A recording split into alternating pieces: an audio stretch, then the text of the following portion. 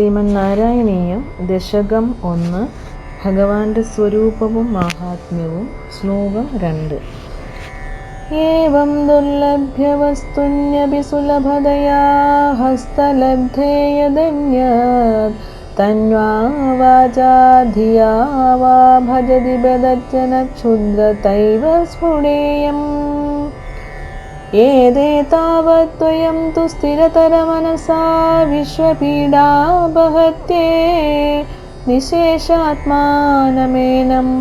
ഗുരുപവനപുരാധീശമേവാശ്രയാമഃ.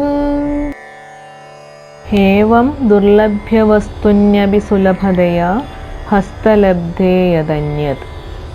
പ്രയാസപ്പെട്ടത് മാത്രം ലഭ്യമാകുന്ന വസ്തു വളരെ എളുപ്പത്തിൽ കയ്യിൽ കിട്ടിയിട്ടും കൂടി തന്വാ വാച ധിയാ വാ ഭജതി ബദ ജന ക്ഷുദ്രതൈവ സ്ഫുടേയം.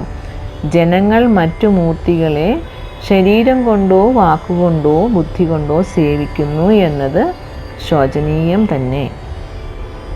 ഏതേ താവദ്വയം തു സ്ഥിരതരമനസാ വിശ്വപീഡാപഹത്യേ നിശേഷാത്മാനമേനം.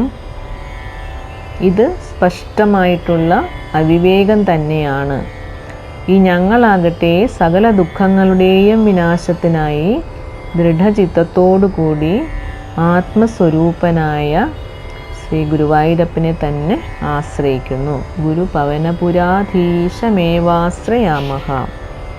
അതായത് സർവ്വജീവജാലങ്ങളുടെയും ജീവാത്മാവായ ഗുരുവായൂരപ്പൻ തന്നെയാണ് സാക്ഷാൽ പരമാത്മാവ്.